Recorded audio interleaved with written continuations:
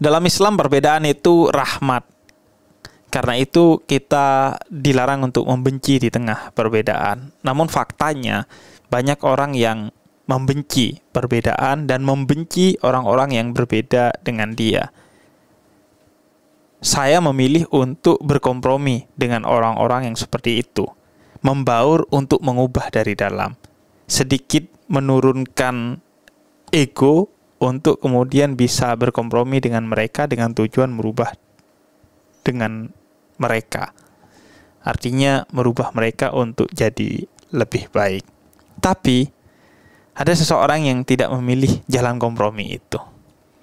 Assalamualaikum warahmatullahi wabarakatuh. Halo Paranois, gua Husein Ja'far Hadar. Gua kembali menghadirkan sang raja terakhir Coki Pardede untuk kemudian ngobrol karena temanya ini pas banget dengan dia. Dan karena kebetulan berapa ya, mungkin 1 bulan inilah ada sedikit arus di mana haters gue itu bertambah dengan sangat pesat. Oh ya? Iya. Kayaknya semenjak lo masuk ke TikTok atau enggak? Semenjak ketemu Deddy Kobuzer. Kayaknya ini rekor. Dulu tuh YouTube gua Jok ya, yang like ribuan atau bahkan belasan ribu. Yang dislike itu nggak nyampe 10. Ya. Itu dulu jadi tren di komentar YouTube gua. Gila gak apa kehitung jari pembenci Habib gitu kan. Simbolnya dislike itu. Tapi gua memilih untuk kemudian berkompromi dengan dia. Dengan orang yang hate lo. Iya. Dengan orang yang nge-hate gue. Karena gue percaya manusia itu diciptakan dengan cinta oleh Sang Maha Cinta. Dan kemudian ketika dia membenci, maka berarti dia sedang mengkhianati dirinya, dan itu menurut gue kebodohan. Sehingga tinggal ditwist dikit, kasih beberapa ilmu-ilmu logika, critical thinking, kayaknya berubah. Walaupun lambat laun saya gak begitu yakin dengan itu. Nah, cuman lu kan, gua melihatnya ya, nanti lo bisa cerita. Ya. Tipikal yang tidak berkompromi dengan orang yang berbeda dengan lo. Kalau gua nih tipikal masih yang berkompromi. Gua sering iya gitu. Gua iyain atau gua coba ikuti alur dia. Kemudian gue sedikit demi sedikit mencoba nyisipin. Itu pun biasanya dalam waktu yang lama. Cukup panjang ya. Cukup panjang pasti. Dan sangat melelahkan. Effortnya sangat melelahkan. Tapi kan saya dijanjikan surga. Itu dia sebenarnya poinnya. Jadi bagi gue itu jalan dakwah gue lah, jalan perjuangan gue lah. Salah satu jalan lah ya. Salah satu jalan perjuangan. Dan mungkin itu yang paling berat ya. Jihad melawan kebodohan itu. Karena Nabi juga jihadnya itu melawan orang-orang jahiliyah, orang-orang yang bodoh. Nah kalau lu bener nggak? Tipikal yang ya udah beda-beda aja gitu, gak usah kompromi gitu, dan lo mau benci aja gitu. Nah kalau gue sendiri sebenarnya kalau dibilang apakah gue berkompromi, ada kompromi yang gue lakukan gitu. Kompromi gue adalah dengan ya tidak apa-apa orang mau statement, mau opini atau mau apa istilahnya, punya point of view apapun, menurut gue sih nggak apa-apa gitu. Cuman kalau misalnya sebelum gue lanjut, dan sampai taraf tertentu juga gue melakukan apa yang lo lakukan kok. Oke. Gue mencoba untuk memahami ini dari mana sih datangnya opini seperti ini gitu. Gue coba telusuri gitu. Cuman mungkin yang sedikit membedakan adalah reaksinya kali. Iya, maksud gue itu. Itu dia, reaksi dalam konteks bahwa mungkin kalau lo kaget, lo simpen dalam hati. Iya. Kalau gue misalnya dia bilang A, terus menurut gue absurd. Iya. Nah kalau gue simpen. Nah kalau lo simpen. Kalau gue tuh kayak gitu. Jadi dan kalau lo menyampaikan opini lo langsung biasanya atau setidaknya waktu dia lagi menjelaskan, gue tidak menyembunyikan ekspresi muka. Iya. Atau body language gitu. Karena menurut gua ya itu bagian dari kebebasan berekspresi, sama seperti dia juga bebas berekspresi gitu. Jadi kalau gue tuh point of view-nya kayak silakan Anda percaya A, ya tapi jangan halangi orang kalau merasa bahwa yang menurut ya yang A yang Anda percaya itu wadidaw. Karena lu juga boleh merasa yang sama kepada gue gitu. Tapi kan dia bisa bereaksi yang wadidaw juga sama lo. Nggak apa-apa. Artinya dia ngata-ngatain gitu. Dia penuh kebencian atau bahkan bisa mengancam gitu. Nah itu dia. Itu kayaknya bedanya kayak gini. Bedanya di situ. Kalau gua nggak masalah orang berbeda sama gua. Dan gue juga selalu banyak berbeda sama orang. Tapi gue tidak pernah sampai di titik mengancam gitu loh. Atau misalnya memaksakan. Paling gue cuman gue nggak ngerti deh. Gue nggak masuk deh. Soalnya begini. Atau gue ngenyek dalam konteks komedi karena nggak masuk di jalan pikiran gue. Tapi kalau lu mau percaya itu terserah gitu. Kalau gue sih kayak gitu. Enggak, ini dalam konteks si dianya. Dianya kan sampai mengancam lu gitu. Kalau gue tuh berpikir sejauh itu udah. Nanti akan begini. Jadi gue hitung ya udahlah. Jadi gue kompromi. Kalau gue sih tergantung ya. Kalau misalnya itu adalah ancaman langsung, ya pasti gue juga ngitung, Bib. Kalau itu ancaman langsung yang kita ketemu misalnya hadap-hadapan gitu, ya gue pasti agak gigit lidah gitu supaya tidak tertawa dengan beberapa statement orang tersebut. Karena nggak worth it juga, lucu di awal tapi bonyok di belakangan kan, maksud gue kan kayak nggak worth it gitu. Tapi kalau misalnya gue masih ngitung dalam beberapa konteks, gue masih ngitung. Tapi kadang kalau misalnya itu di sosmed atau misalnya itu di ya platform-platform yang sosial media dan tidak ada ranah pidananya, gue sih menurut gue ya kalau gue nggak setuju dengan satu hal ya gue bilang oh ya terserah kalian mau setuju itu nggak apa-apa, tapi kalau menurut gue aneh sih ya tapi nggak apa-apa kalian setuju itu, gue sih gitu aja. Nah biasanya Bib kalau misalnya dalam contoh kasus nih gue yang paling dekat dulu aja deh, misalnya yang tentang si Gofar gitu. Gofar, oke. Opini gue sebenarnya itu bukan ke Gofarnya juga lah, ini memang orang nih memang kalau udah benci tuh benci aja. Tapi kan saat Gofar, Cok. Saat Gofar, tapi pasti orang akan mikir akan lo lagi belain sama Gofar. Padahal sebenarnya ngumpung lagi ada kasus Gofar, ini adalah hal yang terpendam dari saya lama nih.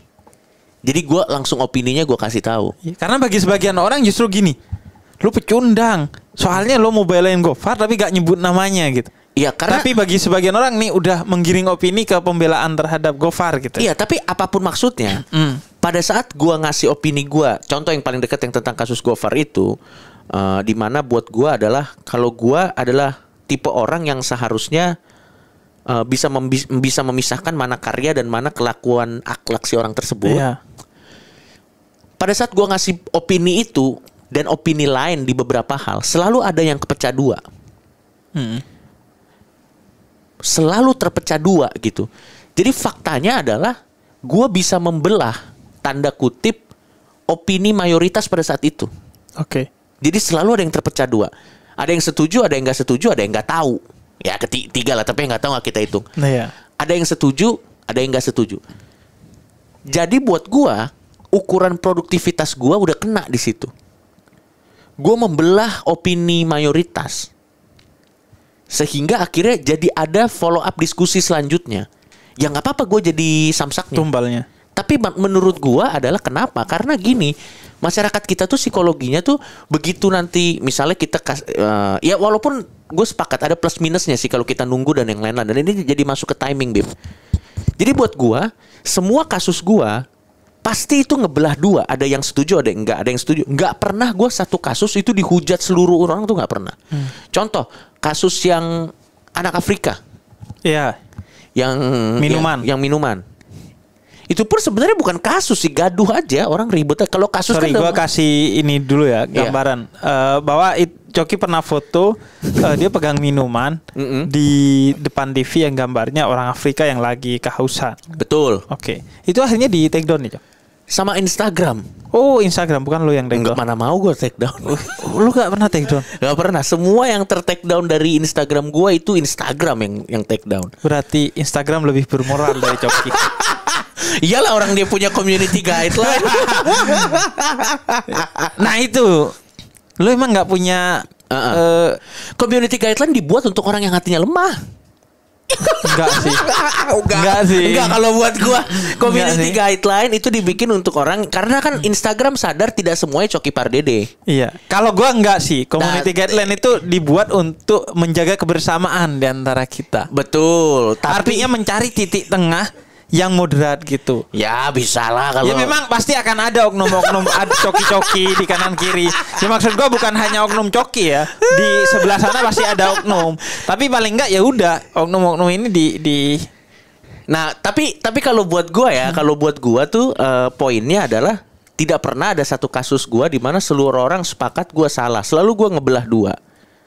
Sehingga akhirnya menurut gua dari sisi dari sisi tujuan gua udah berhasil gua bikin diskusi follow up selanjutnya yang lebih penting gitu. Iya. Daripada beda sama gini, beda dengan tanda kutip kontroversi orang. Misalnya contoh adalah satu artis gitu dia baru menikah loncat dari helikopter. Itu kan semua orang satu suara menghujat gitu. Karena kenapa Anda gitu maksud gua. Atau yang sejenisnya itu gitu maksud gua. Nah, tapi kalau gua itu pasti selalu kebelah dua. Ada yang setuju, ada yang enggak. Atau paling enggak ada yang di tengah-tengah lah. Ya gua ngerti sih maksud lo, tapi poinnya bukan itu. Nah, yang kedua akhirnya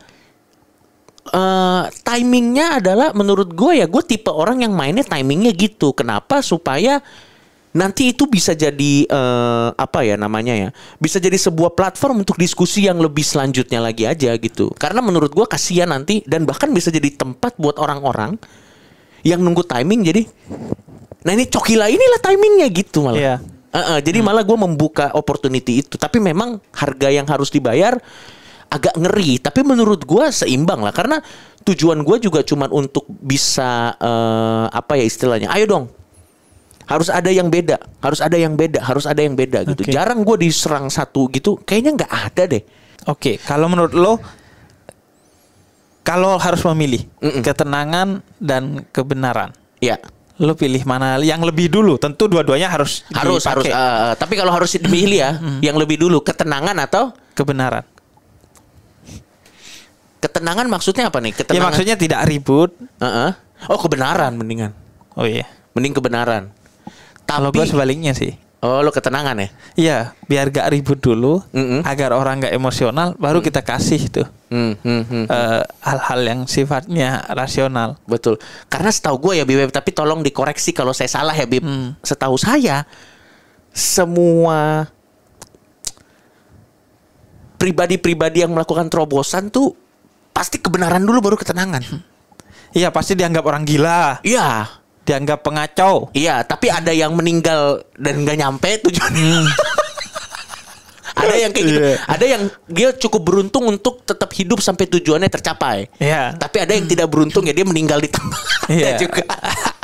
Sebenarnya sih idealnya ya bareng ya. Iya, idealnya Keduanya. bareng harus ya. Tapi kan kadang situasi harus masyarakat bikin tidak kita ideal. memilih ya. Tapi lo tau nggak yang bikin gue tetap pede melakukan apa yang gue lakukan karena ada orang yang memainkan bagiannya orang-orang seperti lu. Iya. Jadi ada yang hajar di tempat, ada yang hajar nunggu waktu. Jadi Enggak. memang selalu ada. Jadi mereka nih depan kena belakang kena. Iya. Depan kena sama gua, belakang kena sama lu. Iya, makanya kolaborasi yang baik lah. Kolaborasi yang lucu tuh gini. Nanti gua ngomong, dasar nih Coki nggak ngerti. Coba lihat tuh Bib, menurut lu gimana?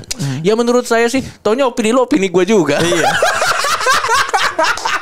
Bedanya lo lebih tenang, lebih menjaga orang. Iya. Supaya coba deh jangan emosi dulu. Ayo kita Iya, santai, kayak kita ngopi dulu. Yuk ada pisang goreng nih. Begitu mereka tapi sebenarnya gini, kok sama ya? Iya. Beda bahasa doang, bisa beda bungkus doang, pada akhirnya isinya sama aja gitu. Maju kena mundur kena mereka. Maju kena mundur kena.